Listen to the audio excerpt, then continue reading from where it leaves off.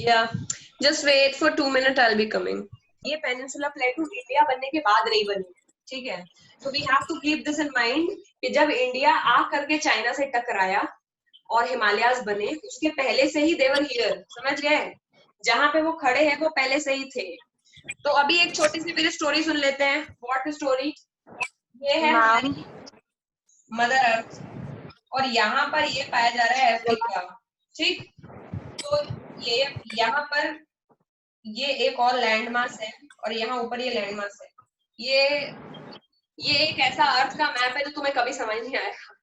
बस ये तुम समझो कि दिस वाला part we used to call it Gondwana land, समझ गए? तो हजारों साल पहले जब अनिमेश को ट्रक मिल गया तो उसने सोचा कि गोंडवाना लैंड को ड्राइव करते करते यहाँ से मिला देता हूँ, अब यहाँ रहने का कोई फायदा नहीं है, अंटार्कटिका की बात नहीं देंगे, अपन चल के ऊपर रहते हैं, समझ गए? तो ये तब ओशन ओशन के नेम भी नहीं रखे गए थे, तब सब सारे कॉन्टिनेंट के नेम भी तब नहीं डिसाइड हुए थे। There were only two land, ये ओल्ड गोंडवाना, न्यू गोंडवाना करके दो नाम है बस। Gondwana land is the only name that is worth knowing now. हाँ पूछो सिमरन। मैम आप 2 मिनट पहले आपने क्या बोला था मैम? एक्चुअली वो मैं कनेक्ट नहीं हो पा रही थी। मैं बस ये बोल रही हूँ कि we have to keep in mind कि इंडिया के बनने के बाद दिस पेनिनसुलर प्लेटू थे तब नहीं बने हैं, ये इंडिया के बनने के काफी टाइम पहले ही बन गए थे। वही मैं प्रोसेस बता रही हूँ कि प्लेटू बनने का क्या प्रोसेस है, क्योंकि when you read the book you will get so much confused कि ये कैसे बन रहा है। एक टर्म आएगा गोंडवाना लैंड और तुम पागल हो जाओगे। तो तुम एक तरह से ये समझो कि जिस वाली चट्टान में से टूट के इंडिया निकला है वो गोंडवाना लैंड का पार्ट था, बस बहुत जमाने पहले। तो वो बहुत जमाने पहले की सिचुएशन ये है कि उस समय जो प्रेजेंट अफ्रीका कॉन्टिनेंट है और ये जो ये वाला हमारा इंडिया वाला कॉन्टिनेंट है, उस पूरे को हम गोंडवाना लैंड बोलते थे। और ये वाला गोंडवाना लैंड टूट करके ऊपर की तरफ चलने लगा। क्यों चलने लगा? That only God can tell कि ये ऊपर क्यों चलने लगा। माइक ऑफ करो यार तुम लोग, जिससे क्वेश्चन है पूछा है सारे लोग माइक ऑफ करो, इट्स डिस्टर्बिंग हियर।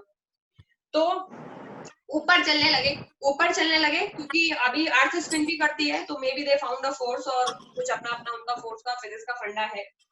जब ऊपर चलने लगे तो ऊपर चल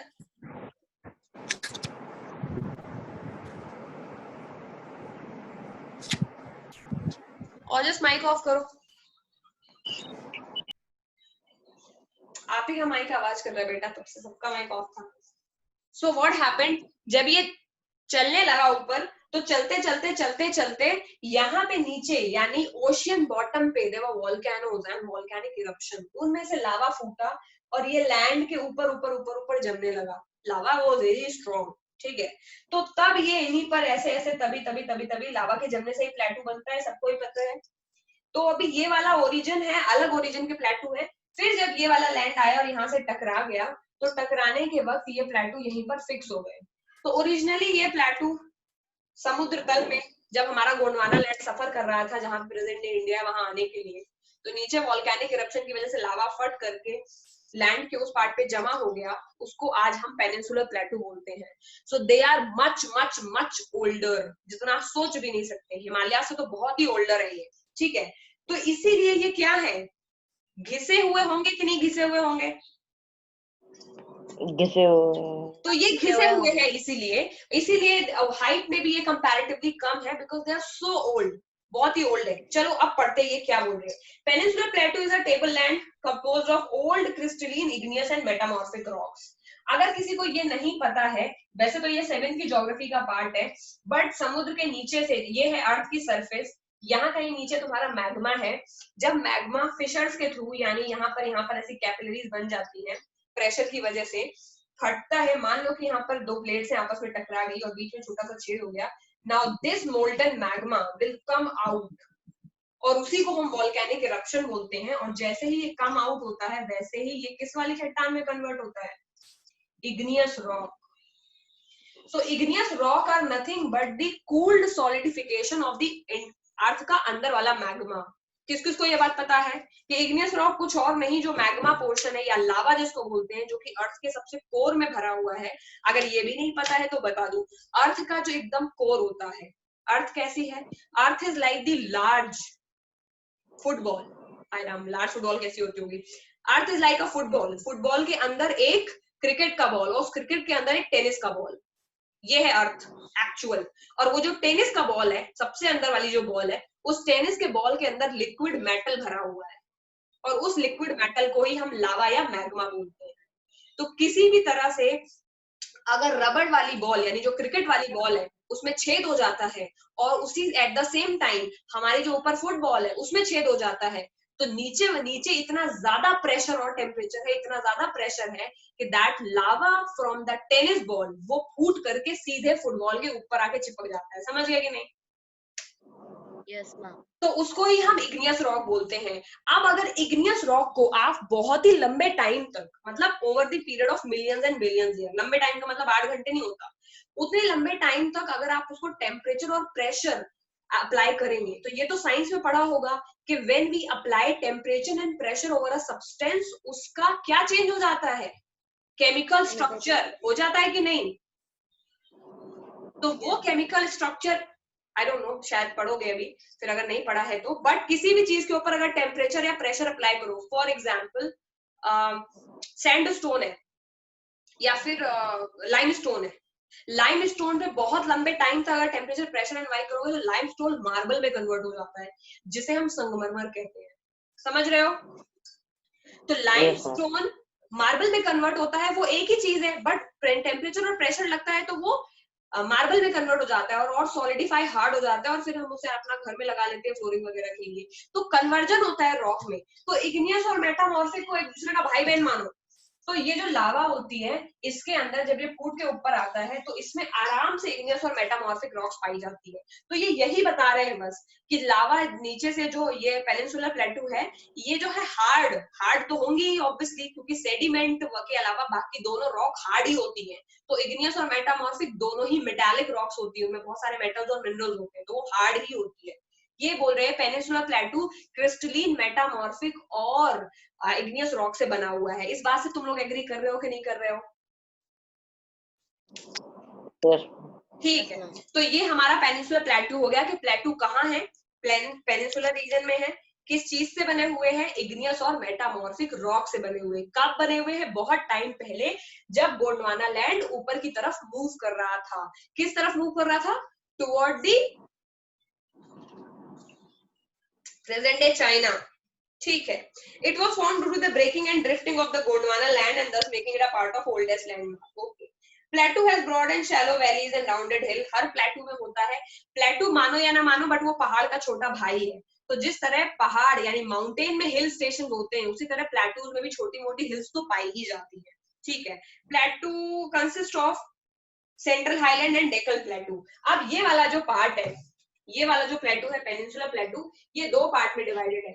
ये जो नीचे मैंने बना रखा है, दिस इज डेक्कन प्लेटू, जिसको दक्षिण का प्लेटू बोलते हैं, और जो ऊपर है ये वाला रीजन है इसका, इसको बोलते हैं सेंट्रल हाईलैंड। समझ गए? Yes ma'am. तो ये है सेंट्रल हाईलैंड, ये है डेक्कन प्लेटू। दो पार्ट में प्लेटू ये पाए जाते हैं, बाकी चीजें मैं बैठ के आराम से डिस्क्राइब कर सकती हूँ। ओके, तो ये वहां पाए जाते, the plateau consist of two broad division. ऊपर वाला है सेंट्रल हाईलैंड, नीचे वाला है डेक्कन प्लेटू। ठीक है। The part of peninsular plateau lying to the north of Narmada river, Malwa plateau, central highland छोड़ो, रहने दो। The Vindhya range Aravalli to the north. Okay, किसी को ये पता है कि विंध्या, अरावली, सतपुरा ये सब कहाँ है? पढ़ा है कभी?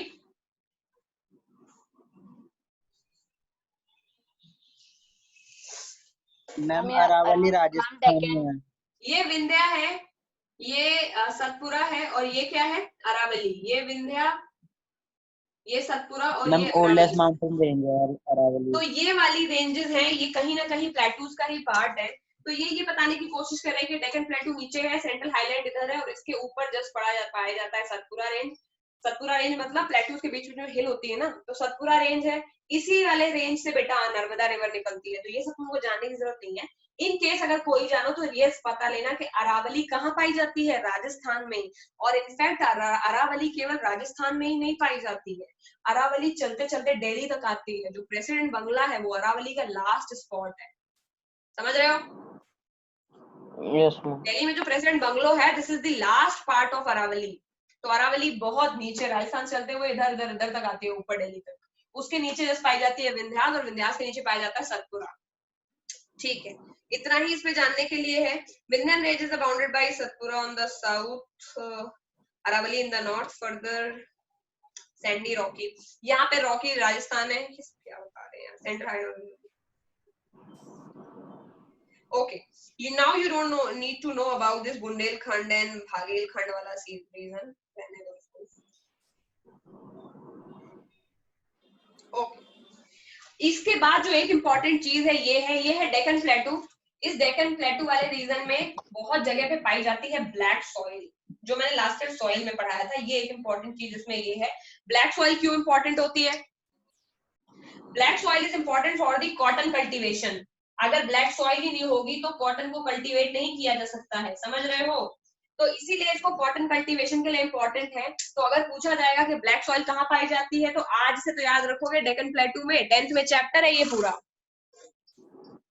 तो ब्लैक सॉइल पाई जाती है डेक्कन प्लेटू में, ये एक और इम्पोर्टेंट चीज इसमें है। उसके अलावा इसी को ही, लेकिन ब्लैक सॉइल के पूरे एरिया को डेक्कन प्लेटू का पार्ट है, लेकिन उसको बोलते हैं डेक्कन ट्रैप। डेक्कन ट्रैप क्यों? क्योंकि इस वजह से बहुत इश्यूज को छोड़ो, फिलहाल इसका नाम है केवल ट्रैप है। This is a volcanic origin and rocks in igneous. ये वाला पूरा रीजन जो है ये वॉल्केनिक ओरिजिन का है, इसमें कोई डाउट तो होगा नहीं, क्योंकि बताया था कि गोंडवाना लैंड जब चला तो नीचे से वॉल्केनिक इरप्शन के थ्रू बने हैं ये। तो ये सारी जो रॉक्स है ये वॉल्केनिक ओरिजिन की है। तो ये जो मिट्टी है इसमें बहुत सारा लावा का मिक्सचर है ऑलरेडी। ठीक ठीक है, खत्म है यहाँ से बात। और इसी वजह से ये जो यहाँ पे जो ओरिजिनल रॉक्स थी वो इग्नियस रॉक्स थी, फिर धीरे धीरे ये igneous rocks over the period of time घिसती चली गई, घिसती चली गई, घिसती चली गई, और रॉक्स घिसने के बाद बन गई सॉइल। 8th में सॉइल फॉर्मेशन और सॉइल प्रोफाइल का एक चैप्टर था, उसमें पेरेंट रॉक पढ़ी थी कि नहीं पढ़ी थी तुम लोगों ने? Yes ma'am. तो वो जो पेरेंट रॉक होती है वो टूट टूट करके ओरिजिनल सॉइल बन जाती है। तो सॉइल इज नथिंग बट, अगर तुम पीस दो रॉक को आटे की तरह, तो वो जो आटा है वो है मिट्टी, और जो ओरिजिनल रॉक है उसको बोलते हैं पेरेंट रॉक। तो यही वाली सिचुएशन यहाँ पे भी ट्रू है कि डेक्कन रॉक में, डेक्कन प्लेटू में ओरिजिनली मेटामॉर्फिक और इग्नियस रॉक है बिकॉज ऑफ द लावा, लेकिन over the period of the time वही लावा घिस जाता है, घिस जाता है, घिस जाता है, और क्या बन जाती है? मैम क्या बन जाती है? लावा घिस घिस के इग्नियस और मेटामॉर्फिक रॉक घिस गई है, तो यहाँ क्या बन जाएगा? Black soil. प्लेटू बोल रहे हो? पिटाई कर रहे शिवांग तुम्हारी। अभी तो बताया मैंने, तो यहाँ पे ब्लैक सॉइल इसीलिए है because of the lava and the metamorphic igneous rocks. तो ये इग्नियस और मेटामॉर्फिक रॉक से बना हुआ है, क्योंकि ये जब चला तो नीचे वॉल्केनिक इरप्शन हो रहा था और लावा जम गया ऊपर आके, बट तुरंत तुरंत नया लावा था तो मिट्टी नहीं बनी। बट अभी इतने सारे करोड़ों साल हो चुके हैं कि वो प्लेटूज घिस गए, और घिस घिस के यहाँ पर ब्लैक सॉइल बन गई है। इसलिए इस वाले डेक्कन रीजन में पूरी क्या पाई जाती है? Black soil. और मुझे ये बताओ कि ब्लैक सॉइल तो बहुत ज्यादा इंपॉर्टेंट है कॉटन के लिए, तो हमारा पूरा कॉटन कहाँ बनता होगा? Ma'am Deccan plateau. Deccan plateau में। और सूरत कहाँ पाया जाता है? Ma'am Surat. Yes, this is Surat. Ma'am eastern, ma'am western coast. Surat पाया जाता है गुजरात में, और यही रीजन है कि सूरत का कॉटन बहुत ज्यादा फेमस है। अब मुझे बताओ, गांधी जी ने चरखा चलाया तो क्या कोई गलती की? गांधी जी कहाँ से थे? गुजरात से। गुजरात से। और उन्होंने चरखे पे ही कपड़े बना के पहनते, तो चरखा ही क्यों चूज किया? क्योंकि गुजरात में कॉटन बहुत होता है, वो डेक्कन प्लेटू का पार्ट है। That's how you learn SST. Ma'am low investment.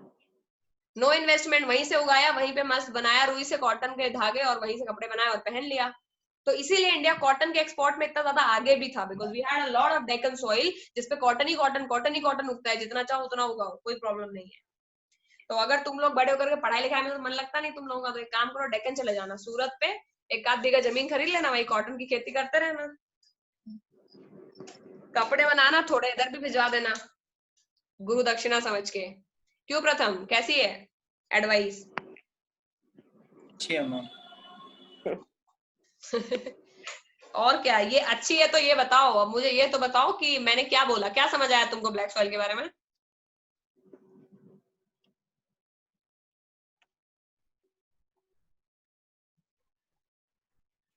कहाँ गए?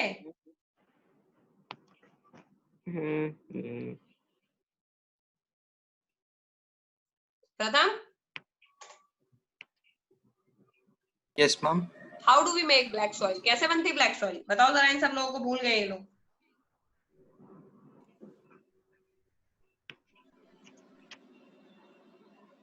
हम जब इग्नियस रॉक और मेटामॉर्फिक रॉक खिंच जाते हैं। करेक्ट। मैकाल कैमूरी सब क्या पढ़ाते हैं 9th में लोग? Deccan plateau is higher than the west. कुछ नहीं पढ़ना है इसमें। आगे सीधे पढ़ते हैं वेस्टर्न घाट्स और ईस्टर्न घाट्स के बारे में। वेस्टर्न घाट्स और ईस्टर्न घाट्स इधर पाए जाते हैं, कभी नाम सुना है इनका? Yes ma'am. चलो कोई तो बता दो, अब तुम लोगों से मैं पूछ के बोर हो गई हूँ। सिमरन अब और तुम शिवांग चुप हो जाओ। कोई और है जो मुझे बताओ वेस्टर्न घाट्स और ईस्टर्न घाट्स कहाँ है? दिव्यम किधर हो तुम? दिव्यम मुझे बताओ वेस्टर्न घाट्स कहाँ है? मैम कोस्टल एरिया में। Very good. वेस्ट में है वेस्टर्न घाट, ईस्ट में है ईस्टर्न घाट्स। प्रॉब्लम केवल ये है कि ईस्टर्न जो घाट्स है दे आर डिसकंटिन्यूअस। ये रहे ईस्टर्न और ये रहे वेस्टर्न, समझ गए? और ये घाट है तो इनको नदी वाला घाट ना समझ लेना। वेस्टर्न घाट्स इनका केवल नाम है, एक्चुअली में ये क्या है? हिल एंड प्लेटू रेंजेस। कोई प्रॉब्लम है इसमें? घाट्स का मतलब क्या है? ये यहाँ पे हिल्स और प्लेटू रेंजेस हैं और बीच बीच में जंगल भी पाए जाते हैं। तो वेस्टर्न घाट्स और ईस्टर्न घाट्स प्लेटू रेंजेस हैं, इसीलिए प्लेटूज में पढ़ा रहे हैं। तो ये है वेस्टर्न और ये है ईस्टर्न। वेस्टर्न घाट्स ऊंचे हैं, ईस्टर्न घाट्स नीचे है। ये वाले हाइट में ज्यादा है। और ये इसलिए नहीं बता रही हूँ क्योंकि पागल हो गई हूँ मैं, इसलिए बता रही हूँ क्योंकि लॉजिक है। इसलिए मोस्टली नदियां कहाँ है? वो यहाँ से यहाँ की तरफ बहती है, क्योंकि ये क्या है? ऊंचे और ये नीचे। तो जितनी भी नदियां है, ये कृष्णा, गोदावरी और ये सारी इधर ही बहती है। केवल 2-3 नदियां जो इधर बहती है, नर्मदा और ताप्ती, बस इतना। बाकी सारी नदियां वेस्ट टू ईस्ट ही बहती है, क्योंकि वेस्टर्न घाट्स ऊंचे है, हिल्स में ज्यादा स्लोप पर है। तो पानी का जो यहाँ पर जो प्लेटूज है, वो पानी का मान लो बहुत ऊपर है तो ग्लेशियर से मेल्ट होकर के नदी निकली, या फिर बारिश के पानी से नदी इकट्ठी हो गई। लेकिन अब बारिश का पानी इकट्ठा हुआ तो किसी न किसी डायरेक्शन में तो बहेगा, तो इस डायरेक्शन में बहता है। क्योंकि ये ऊंचा है और ये नीचा है, तो नीचे की तरफ बहता है पानी, तो इसीलिए बहते कहाँ मिल जाते हैं? बे ऑफ बंगाल में।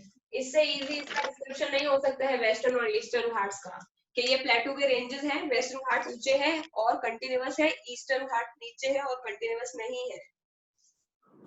ठीक है। और अच्छा, और देखते हैं क्या है। Western Ghats and Eastern Ghats make the west and the eastern edges of the Deccan plateau. हाँ, ये बात ठीक है कि जो मैंने अभी तुम लोगों को डेक्कन प्लेटू पढ़ाया था, वो डेक्कन प्लेटू एकदम बीच में लाई करता है। ये है वेस्टर्न घाट्स, ये रहा डेक्कन प्लेटू और ये ईस्टर्न घाट्स। तो एक तरह से डेक्कन प्लेटू यानी ये वाला एरिया ईस्टर्न और वेस्टर्न के बीच में पड़ता है। ठीक, तो कोई ये नहीं सोचेगा कि डेक्कन प्लेटू और उसके बाद वेस्टर्न घाट आते हैं। वेस्टर्न घाट सबसे पीछे है, उसके जस्ट पीछे आता है कोस्टल प्लेन्स। यानी गोवा तुम लोग अगर घूमने गए होंगे तो गोवा में तुम लोगों ने इधर तो बीच देख लिया, ये रहा गोवा, यहाँ पे बीच देख लिया तुमने, लेकिन जो तुमने पीछे जो पहाड़ देखे थे क्या रास्ते में कहीं, तो वो कुछ और नहीं वेस्टर्न घाट्स ही होते हैं, अगर कोई गया है तो उस तरफ। सो पीछे वेस्टर्न घाट्स, ये रहा गोवा, इधर बीच है। तो ये कोस्टल प्लेन है। कोस्टल प्लेन मतलब जो कोस्ट के किनारे पाए जाते हैं, और इसके पीछे पाए जाते हैं वेस्टर्न घाट्स। तो वेस्टर्न घाट्स प्लेटू के रेंजेस हैं जो कि वेस्ट की तरफ पड़ते हैं इंडिया में, ईस्टर्न ईस्ट की तरफ पड़ते हैं इंडिया में। अभी तक मैंने कुछ भी नहीं पढ़ाया है वेस्टर्न और ईस्टर्न घाट्स में, फिर बता दूं। वेस्टर्न घाट्स वेस्ट की तरफ पड़ते हैं, ईस्टर्न ईस्ट की तरफ पड़ते हैं। दूसरी बात, वेस्टर्न कंटिन्यूअस है और ऊंचाई में ज्यादा है, ईस्टर्न कंटिन्यूअस नहीं है, ऊंचाई में कम है। मोस्टली नदियां हैं वो वेस्ट टू ईस्ट बहती है। ये 3-4 चीजें बताई है। उसके अलावा क्या है?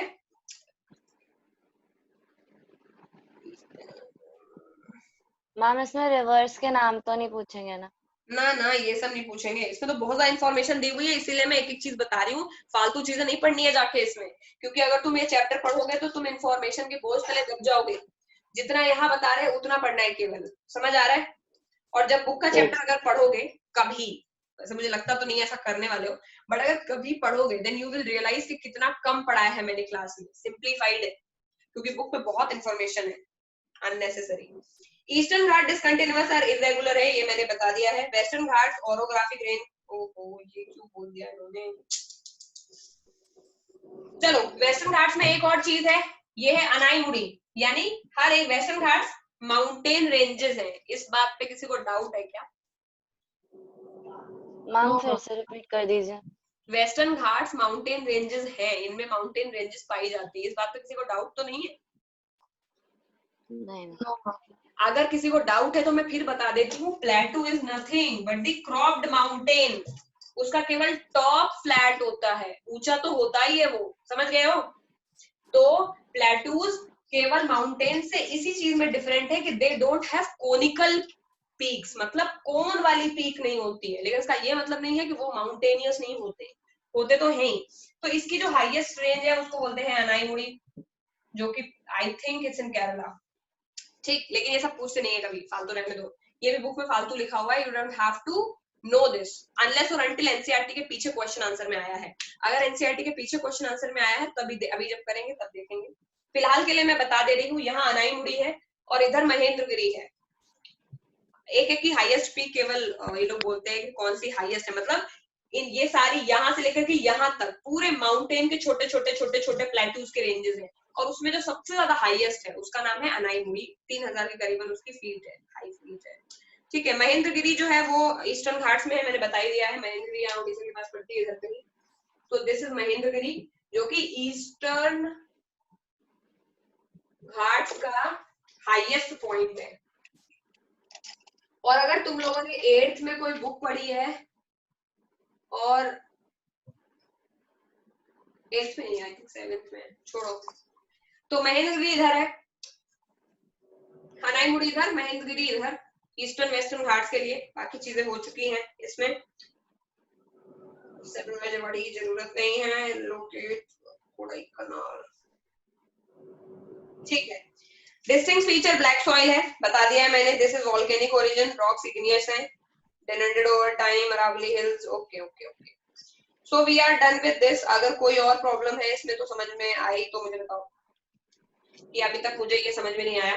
तो तुम लोगों को सबसे कम पढ़ाया मैंने ईस्टर्न और वेस्टर्न घाट्स में, क्योंकि ऑब्वियसली ये जरूरी नहीं है उतना, एक तो हम नॉर्थ में रह रहे हैं तो साउथ के बारे में लिमिटेड ही जानते हैं और क्वेश्चन पेपर में आता नहीं है, लेकिन ईस्टर्न और वेस्टर्न घाट्स में ये जरूर पूछ लेंगे कि किधर पाए जाते हैं, या फिर ये पूछ लेंगे जो ज्यादा ऊंचा कौन सा है, या महेंद्रगिरी और हद से हद अनाईमुड़ी के बारे में। अनाईमुड़ी तो जानने से ही मुड़ी मुड़ी मुड़ी केरला कुचिपुड़ी जैसा नाम है इसका, तो ये कुचिपुड़ी और कथकली वाला है, तो इसको वैसे ही याद कर लो कि केरला से रिलेटेड है। क्या अच्छा लॉजिक है याद करने। हाँ अच्छा लॉजिक है, मैं ऐसे की है, जैसे कि जितने भी ऊ वाले होते हैं ना, वो मोस्टली उसके जो नाम है वो तमिल ओरिजिन के होते हैं। बोट्टा बोमालू करके उनका एक फेस्टिवल होता है, अगर उनके कभी नॉमेनक्लेचर पे जाओगे तो बहुत इजी पड़ जाएगा तुमको उनके नेम्स गेस करना, कभी इस चीज पे भी करेंगे डिस्कशन, ठीक है। और अम वाले भी, जैसे भरतनाट्यम, ये यम वो सब भी वही पाया जाता है।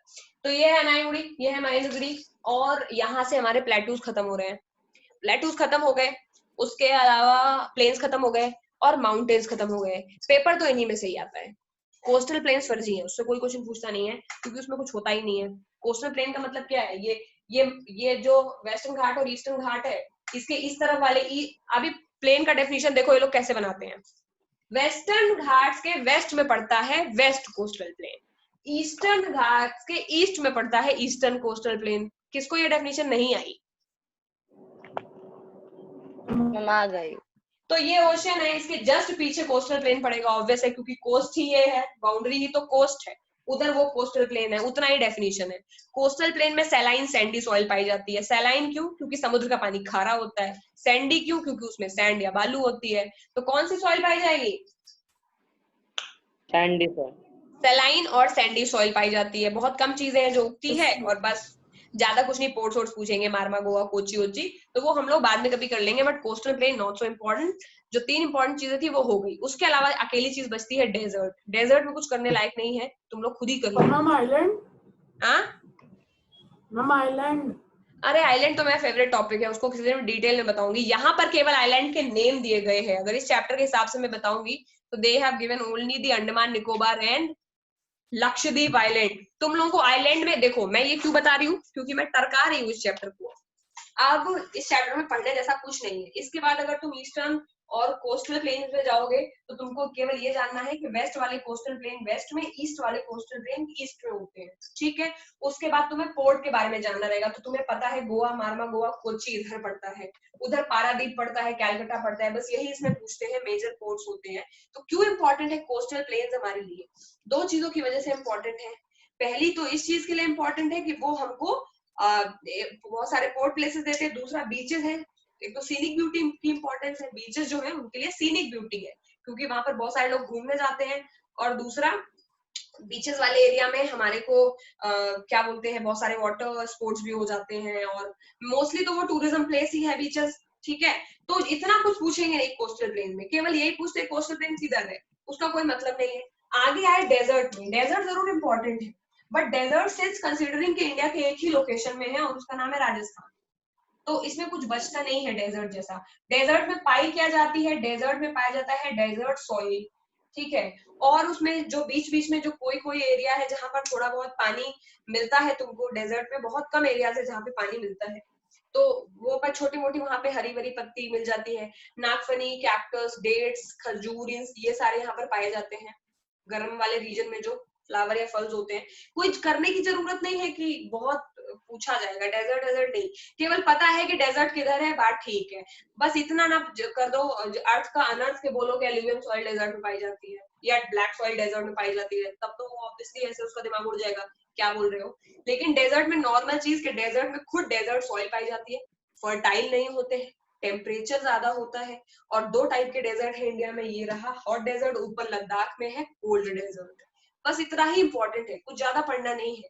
आइलैंड में पढ़ते हैं, लेकिन आइलैंड में भी दो ही चीजें हैं, इधर पड़ता है बेटा लक्षद्वीप और इधर पड़ता है Andaman and Nicobar. Andaman and Nicobar island they are of volcanic origin, volcano से बने हैं, लेकिन लक्षद्वीप ओरिजिन है इट्स अ कोरल आइलैंड।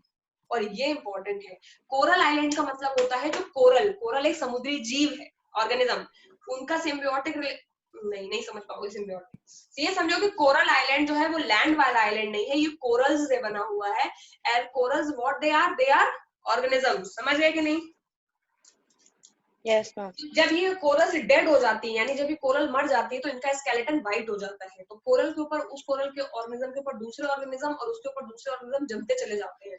तो over the period of time ये कोरल एक लैंड की तरह दिखने लगता है। तो पूरा का पूरा लक्षद्वीप के जो पैरों से चलता है वो किसके ऊपर चलता है? कोरल्स के ऊपर, वहां पर जमीन नहीं है।